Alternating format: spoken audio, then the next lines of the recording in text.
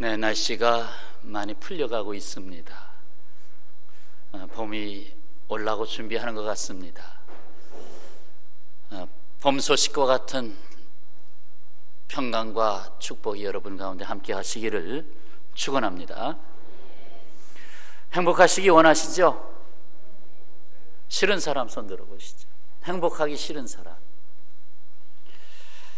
오늘 말씀 제목, 행복하기를 원하는가? 당연하죠.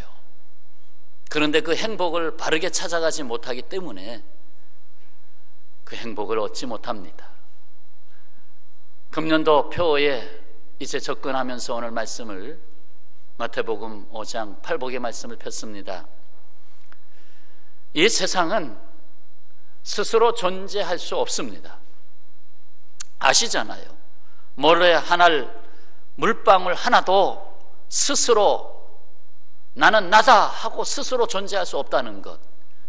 반드시 그것은 어떤 힘에 의해서 누군가에 의해서 만들어지지 아니하면 물방울이 만들어질 수가 없는 것입니다. 다시 말해서 창조주가 있다는 말씀입니다. 창조주, 스스로 계신 하나님 외에는 스스로 존재할 수 있는 분이 없다는 말씀입니다. 창조주 하나님을 떠난 인간은 스스로 선한 목적과 참된 행복을 추구하는 능력을 사실상 잃었습니다.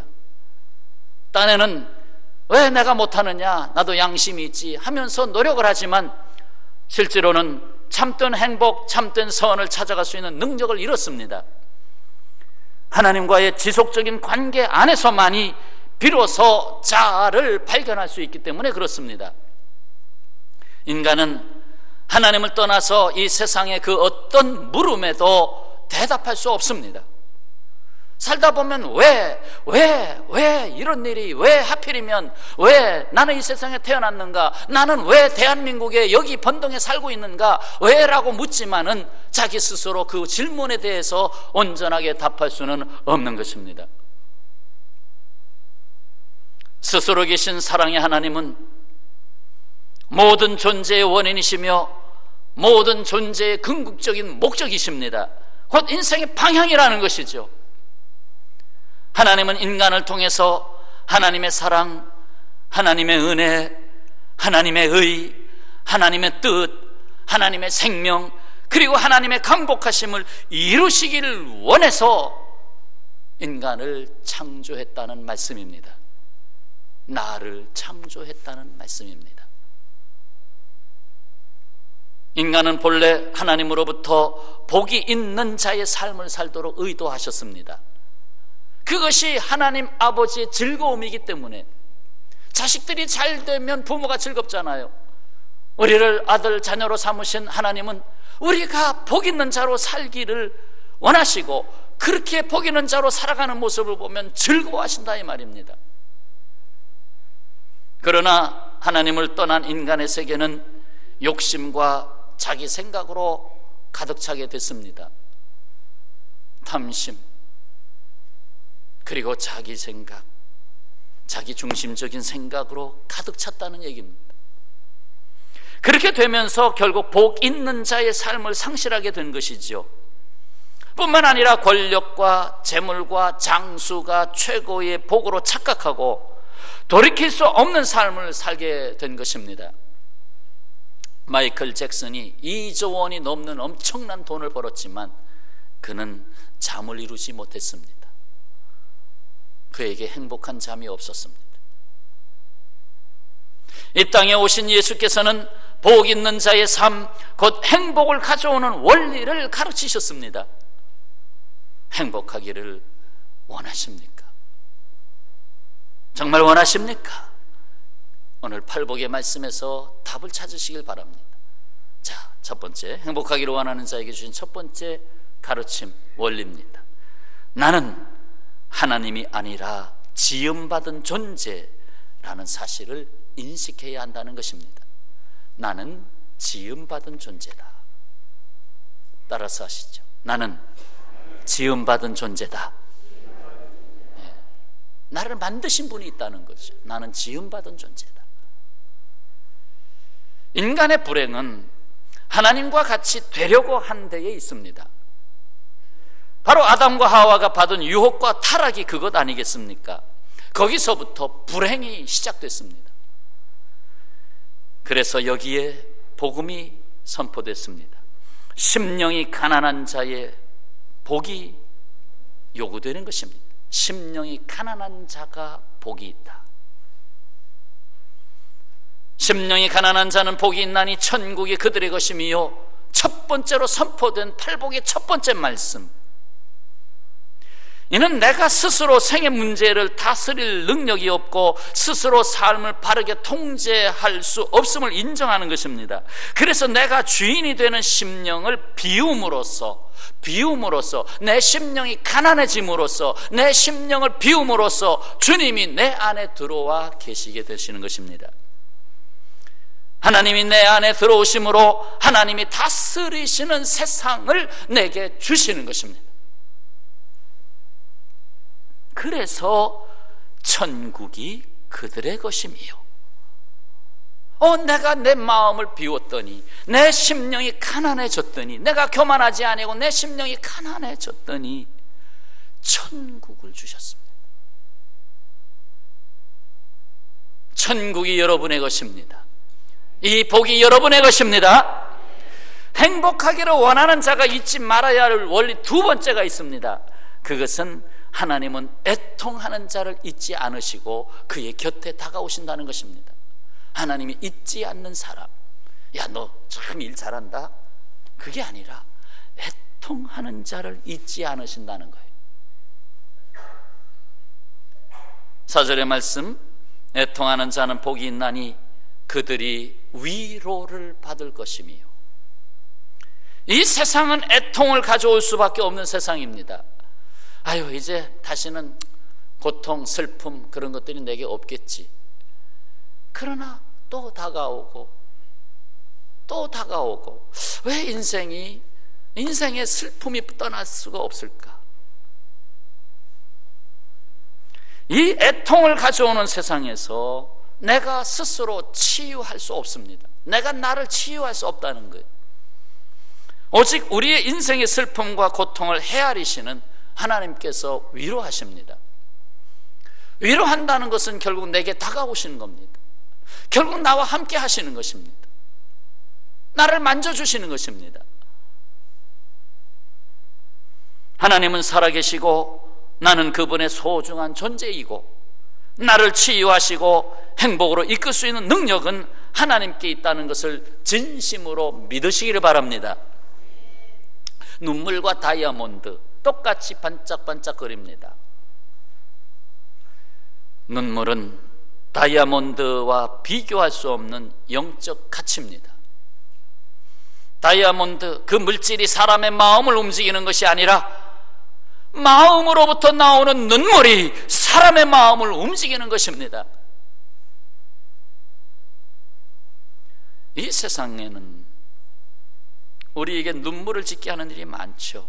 그러나 놀라운 것은 그 애통하는 자의 눈물을 하나님이 소중하게 찾으신다는 것입니다. 요즘 세상이 각박하다 보니까 이 눈물이 자꾸 없어집니다. 눈물 흘릴 틈조차 없는 것입니다. 마음이 움직여야 눈물이 나오는데 마음까지 들어가지 못하고 입에서 끝나버리는 것입니다. 그냥 목에서 끝나버립니다. 그냥 내 마음 중심을 흔들지 못하고 있다는 것입니다.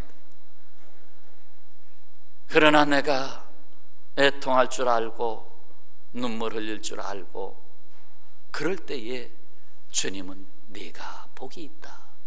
내 마음이 아직 살아있구나. 네가 복이 있다. 네가 위로를 받는다. 내가 네 마음을 안다. 그겁니다. 행복하시기를 원하십니까? 세 번째 원리가 있습니다. 오늘 말씀은 사실 핵심 포인트만 전해드리고 다음에 이제 오늘 뷔페식으로 좀 드시고 다음에 일품 요리로 다시 해드릴게요. 자, 세 번째, 내 모든 삶의 의지를 주님께 맡기라는 것입니다. 내 삶의 의지를 주님께 맡겨라. 흔히 자라나는 젊은이들이 나는 할 수 있다, 나는 할 수 있다, I can do, I can do 하면서 뭐 나는 할 수 있다 하고 딱 책상 앞에 써붙이고 막 자기를 막 다스리려고 합니다. 그러나 내 의지력의 끝에 남는 것은 공허와 실패입니다. 내 의지력의 끝에 남는 것은 허무와 실패. 오늘 5절에 온유한 자는 복이 있나니 그들이 땅을 기업으로 받을 것이미요 했습니다. 내 의지력을 내려놓고 행복을 가지고 오시는 하나님의 능력을 기꺼이 받아들이는 바로 그 성품이 온유함입니다. 온유함은 결코 약한 것이 아닙니다. 반항심이 꺾이고 길들여진 종마가 있습니다. 그냥 야생마로서 막 제멋대로 뛰고 말이죠. 그것을 가져다가 그걸 잡아다가 모진 훈련을 통해서 아주 주인의 말을 잘 듣는 종마를 만듭니다.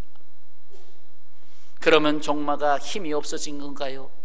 그 날뛰는 힘이 없어진 건가요? 아닙니다. 그 힘을 바르게 쓰게 됐다는 것입니다. 그래서 주인이 가자 하면 가고 멈춰라 하면 멈추고 뛰어라 하면 뛰는 것입니다. 이로써 주인이 기뻐하시는 곳에 함께 있게 됩니다. 주인이 영광 받는 곳에 함께 있게 됩니다. 곧 나는 할 수 없지만 하나님은 하실 수 있다는 것을 알게 됩니다. 아이들이 점토를 가지고 손에 올리고 만지작 하다 뭘 만들까? 이쁜 강아지를 만들어 볼까? 하면서 만들어집니다. 부드러움, 온유가 부드러움 아닙니까? 그 부드러움 때문에 그것을 사랑하는 주인이 원하는 것을 만들어냅니다. 우리는 하나님의 형상, 하나님의 자녀들입니다. 하나님이 우리를 만드시기를 원하십니다. 끝까지, 우리의 인생 다할 때까지. 그렇기 때문에 온유한 자가 복이 있다고 선언했는데 그들에게 땅을 기업으로 주시겠다. 결국 하나님의 능력이 내게 머무니까 하나님의 기업이 되는 삶이 됐습니다. 내가 하던 삶이 주의 이름으로, 주님의 권세로, 주님의 축복으로 되는 하나님의 기업으로서의 삶을 내가 살게 됐다는 것입니다. 그들이 땅을 기업으로 받을 것입니다. 하나님이 그 땅을 주시다는 거예요. 너의 영향력을 끼칠 수 있는 땅을 주겠다는 거예요. 땅 끝까지 이런 내 증인이 되게 하겠다는 거예요.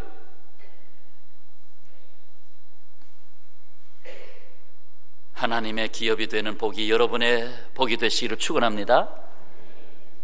자, 행복하기를 원하십니까? 그러면 네 번째 원리가 뭡니까? 하나님의 의에 굶주려야 한다는 것입니다. 굶주리십시오. 하나님의 의에 목마르십시오. 6절에 의에 줄이고 목마른 자는 복이 있나니 그들이 배부를 것이며, 예수께서 이 말씀을 쉽게 종결짓는 말씀이 6장 33절에 나옵니다. 6장 33절 633, 63 빌딩을 3개나 세워도 모자릅니다. 633 같이 읽겠습니다. 그런즉 너희는 먼저 그의 나라와 그의 의를 구하라. 그리하면 이 모든 것을 너희에게 더하시리라. 아멘. 이 말씀을 그냥 슥 지나가면서 잘못 읽는 분은 그의 나라, 대한민국을 위해서 기도하라는 건가 하고 기도할 때 하나님이 나라를 위해서 기도합니다, 그렇게 먼저 시작하시는 경우들이 있는데 그런 의미가 아니고요, 분명히 하나님의 나라와 하나님의 의를 구하라는 것입니다. 하나님의 의를 구하라. 그러면 이방인들이 구하는 어떻게 먹을까, 무엇을 마실까, 무엇을 입을까, 그 모든 삶의 필요에 대해서 하나님이 더해 주시겠다는 거예요. 그건 보너스로 주시겠다는 거예요. 그런데 그 보너스가 그게 먼저인 줄 알고 그것부터 먼저 하려고 하니까 하나님의 의의가 멀어집니다. 하나님의 의의에 합당한 삶을 살지 못합니다. 의에 줄이고 목마른 자가 복이 있다. 나는 이렇게 살면 안 되는데, 내가 이렇게 살면 안 되는데, 이러한 영적인 갈구가 계속되어야 한다는 것입니다. 나 지금 먹고 살고 있고, 자식들 그렇게 교육도 시켰고, 그냥 사업도 그냥 꾸려가고 있고, 그런데 마음속에 들려오는 음성은 이렇게 살면 안 되는데, 이렇게 살면 안 되는데, 하나님의 의에 대한 굶주림, 하나님이 원하시는 게 뭔가, 하나님의 의에 대한 목마름, 그것이 내게 있느냐는 거죠. 그것에 대하여 굶주려라. 하나님 배가 고픕니다. 하나님의 의에 대해서 배가 고픕니다 하는 그것이 내게 있느냐?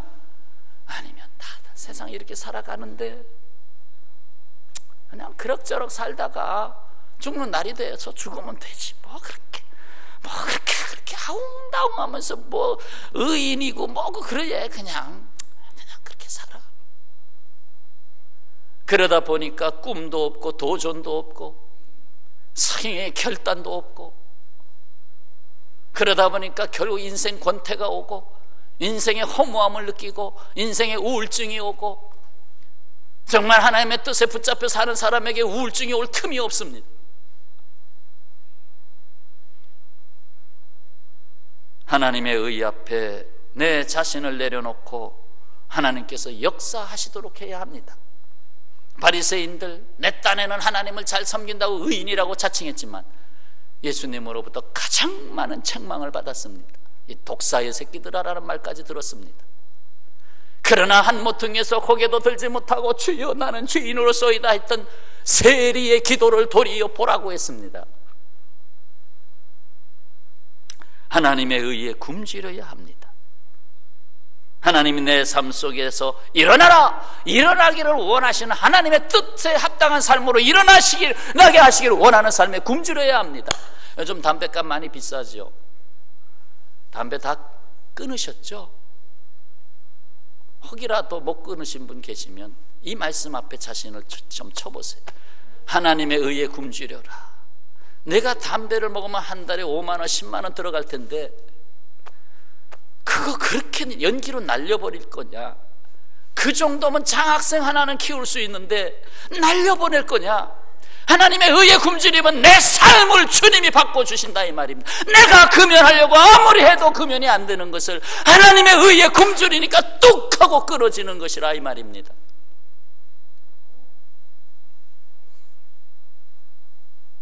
자, 행복하기를 원하십니까? 불쌍히 여기는 마음을 잃지 말라. 5번째 원리가 나왔네. 불쌍히 여기는 마음을 잃지 말라. 긍휼히 여기는 자는 복이 있나니 그들이 긍휼히 여김을 받을 것이며, 이는 불쌍히 여기는 마음, 자비로운 마음, 남의 고통에 대하여 공감하는 마음을 말하고 있습니다. 곧 이웃이 있다는 얘기죠. 이웃을 섬길 줄 아는 거죠. 긍휼히 여기는 마음. 영어에 compassion이라는 단어가 있는데 불쌍히 여김, 동정심을 뜻하는 말입니다. 이 말에는 감정을 함께한다, 결국 공감한다 라는 뜻을 갖고 있습니다. 한마디로 함께하는 마음입니다. 함께하는 마음. 남의 마음을 읽어야 나의 마음도 읽어지게 된다는 말입니다. 우는 사람과 함께 울고 웃는 사람과 함께 웃는 자가 되라는 것입니다.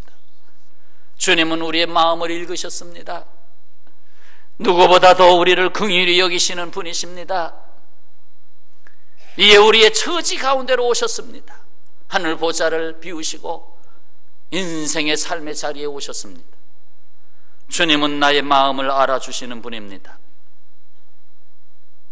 그렇다면 나는 나보다 연약한 자의 마음을 읽고 있는가? 물을 때 죄인의 마음이 됩니다.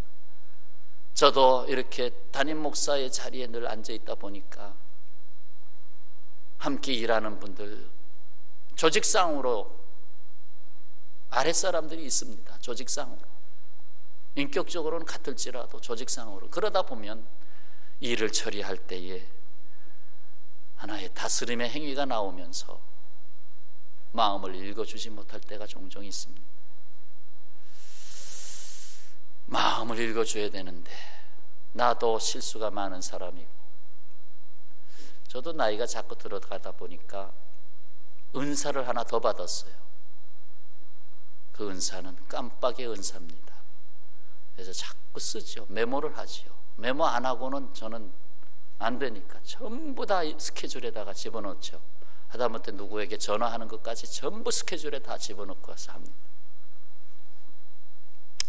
나도 긍휼히 여김을 받아야 할 존재인데 내가 남을 긍휼히 여기지 않는다, 그러면 내 자신에 대한 인생을 포기하는 것입니다. 내가 살아가면 살아갈수록 더 긍휼히 받아야 될 존재가 되는데 그걸 포기하는 겁니다. 그러므로 관계가 파괴됩니다. 관계를 잃게 됩니다. 내가 살아나가는 곳에 관계를 잃게 되면 불행해집니다. 직장 가도 재미가 없습니다. 학교에 가도 재미가 없습니다. 집에 들어가도 재미가 없습니다. 왜? 관계가 회복되지 않으니까.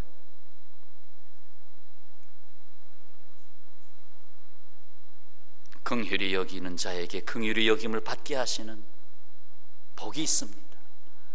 여러분, 누군가 나를 긍휼히 여길 때 받으시기를 바랍니다.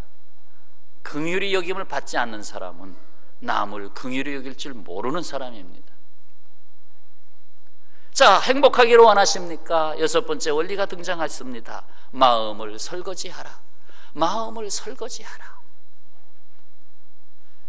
자, 8절 말씀 같이 봉독합시다. 마음이 청결한 자는 복이 있나니 그들이 하나님을 볼 것임이요. 아멘. 손님을 맞기 전에 대청소를 하지 않습니까?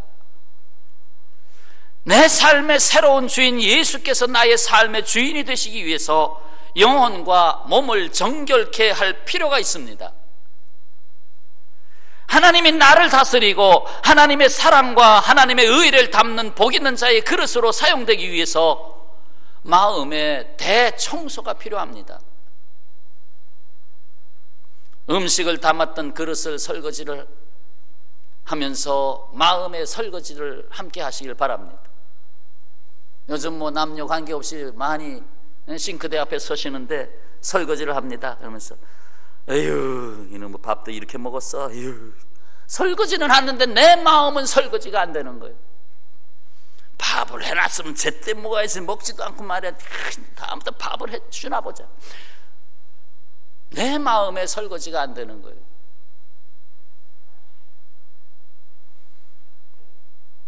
더욱이 세탁기에다가 빨래를 돌리고 있는데 내 마음은 빨래가 안 되는 거예요.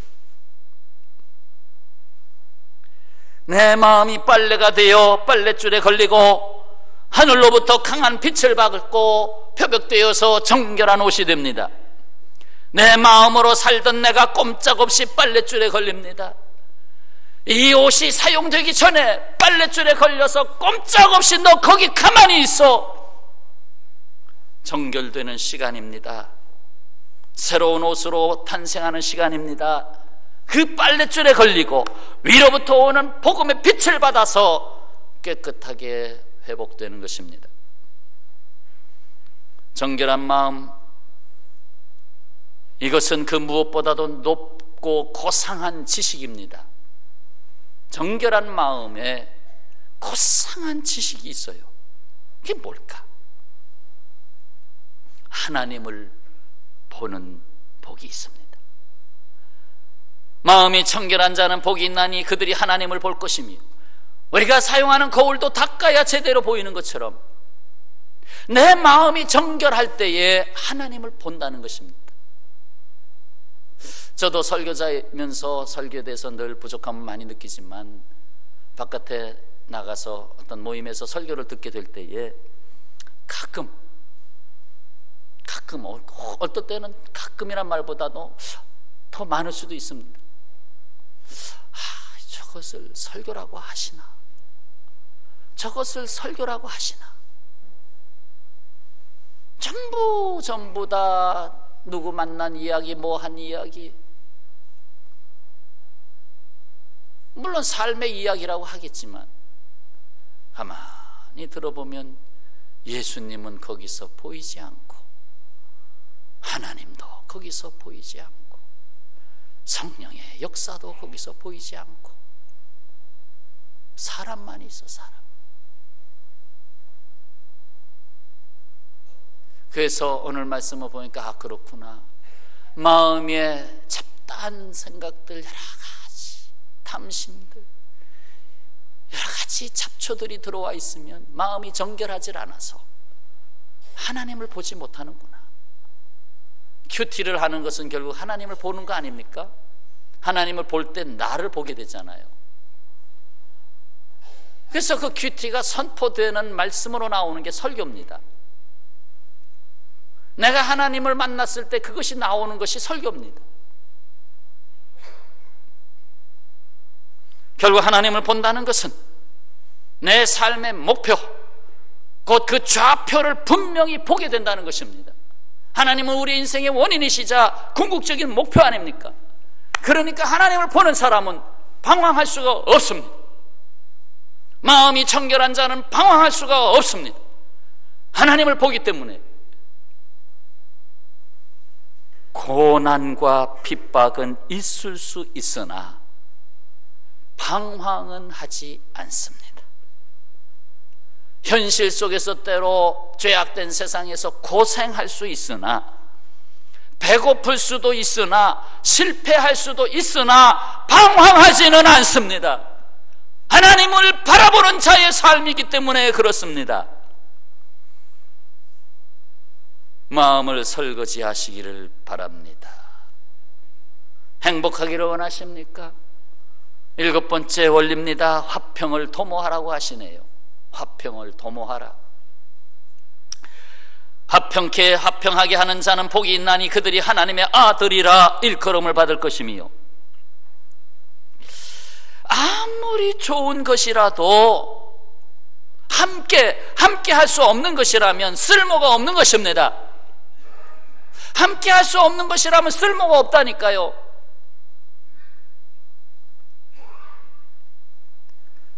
아무리 귀한 것이라도 한 가지 목표로 나아갈 수가 없는 것이라면 무가치한 것입니다. 부부가 결혼하는 것도 한 몸이 되라, 이제는 하나다라는 것을 가르쳐 주는 거 아닙니까? 아무리 좋은 것이라도 이제 하나 되는 훈련을 하는 것입니다. 하나님이 주신 한 가지는 한 분 하나님 안에서 하나 되라는 거예요. 그래서 제자들과 헤어지기 마지막 날 밤에 그렇게 하나 되라고 가르쳤던 것입니다. 그렇게 기도해 주셨던 것입니다. 분쟁이 있는 곳에는 복음의 꽃이 피어오를 수가 없습니다. 분쟁이 있는 곳에 무슨 꽃을 피우겠어요? 꽃이 다 꺾어지지. 하나 될 수 없는 곳에는 천국을 세울 수가 없습니다. 이에 화평케 하는 자를 보면 내가 하나님의 아들이라 하고 불림을 받게 된다는 것입니다. 과연 내가 하나님의 아들이다, 하나님의 모든 권세를 받은 자로구나. 예수께서 하나님의 아들로 오신 것처럼 화평케 하는 자, 그 피스메이커는 하나님의 아들로 인정을 받는 것입니다. 비로소 이 세상에 내가 존재하는 신분을 인정받는 것입니다. 이에 하나님은 당신의 모든 것을 아들에게 다 내어주시고 맡겨주시고 그리고 함께 하십니다.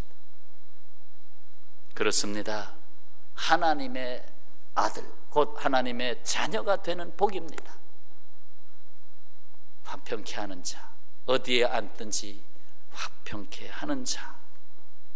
물론 완전할 수가 없죠. 주님의 이름에 힘을 빌어서 또 잘못했으면 하나님 용서를 구하고 사람에게도 용서를 구하고 그러면서 화평을 이룰 때 거기 하나님의 아들이 되어서 하나님의 아들에게는 상속권이 있어요. 그래서 하나님 나라의 모든 좋은 것을 아끼지 아니하시는 것입니다. 할렐루야. 행복하시길 원하십니까? 마지막 8번째 원리는 하나님은 또 천국을 주시기를 기뻐하신다는 것입니다. 첫 번째 복에도 천국이 너희 것임이라 말씀하신 주님은 이번에도 천국이 그들의 것이다 라고 첫째 복과 마지막 복을, 여는 복과 닫는 복을, 천국을 말씀하셨습니다. 10절 말씀, 의를 위하여 박해를 받는 자는 복이 있나니 천국이 그들의 것임이라. 나로 말미암아 너희를 욕하고 박해하고 거짓으로 너희를 거슬려 모든 악한 말을 할 때에는 너희에게 복이 있나니 기뻐하고 즐거워하라. 하늘에서 너희의 상이 큼이라 하였습니다. 천국을 만드시기 위해서 예수께서는 십자가에서 죽음을 당하셔야만 했습니다. 천국이 값싼 게 아닙니다. 천국이 그냥 저절로 야 보너스다 그렇게 쉽게 된 것이 아닙니다. 독생자 예수 그리스도의 희생이 없이는 그 누구도 천국에 갈 수가 없는 것입니다. 사도 바울은 부활장인 고린도전서 15장에서 하늘에 속한 자의 형상을 입으리라 하는 말씀을 전하면서 자신은 날마다 죽노라고 고백했습니다. 나는 날마다 죽노라. 성무로 하나님의 의를 위하여 핍박을 받고 죽음에까지 던져지며 정말 내가 죽어질 때 하나님의 나라가 그들의 것이다. 핍박을 두려워하지 아니하고 생명을 아끼지 않는 자에게 천국 주시기를 기뻐하시는 하나님이십니다. 사랑하는 평화의 가족 여러분, 행복하시기를 원하시죠? 오늘 말씀의 요지를 다시 담아봅시다. 나는 하나님이 아니라 지음받은 존재라는 사실을 인식해야 되겠다. 하나님은 애통하는 자를 잊지 않으시고 그의 곁에 반드시 다가오신다. 세 번째부터 같이 읽겠습니다. 내 모든 삶의 의지를 주님께 맡기라. 네 번째, 하나님의 의에 굶주려야 한다. 다섯째, 불쌍히 여기는 마음을 잃지 말라. 여섯째,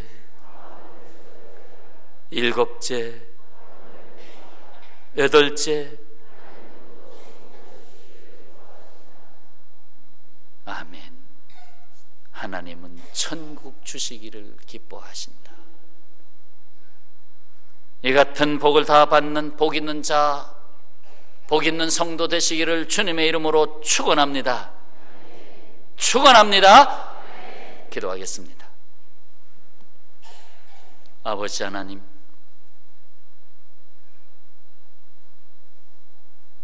그렇게도 하나님과 같이 되기를 원했지만 불행한 세상이 되고 오히려 심령이 가난한 자가 되라 천국을 주겠다 하신 주님, 오늘 저희들에게 입혀주신 복 있는 자의 말씀을 다시금 마음에 담으며 살아가는 순간순간마다 그때마다 필요한 복의 말씀이 다시 새김질되게 하여 주옵소서. 하나님의 의에 굶주리는 삶을 살게 하시고 참으로 불쌍히 여기는 마음을 잃지 않게 하여 주옵소서. 어디에서나 내가 앉는 곳에 화평의 꽃이 피어질 수 있게 하여 주옵소서. 우리의 모든 것 되시는 주님, 예수님의 이름으로 기도하옵나이다. 아멘.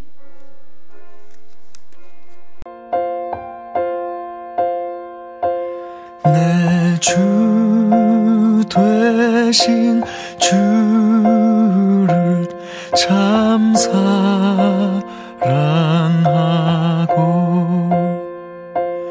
곧 그에게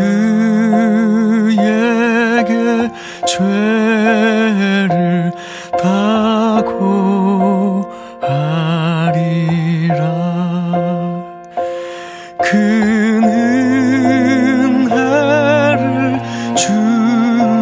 주신 내 예수 신이 이전보다 더 사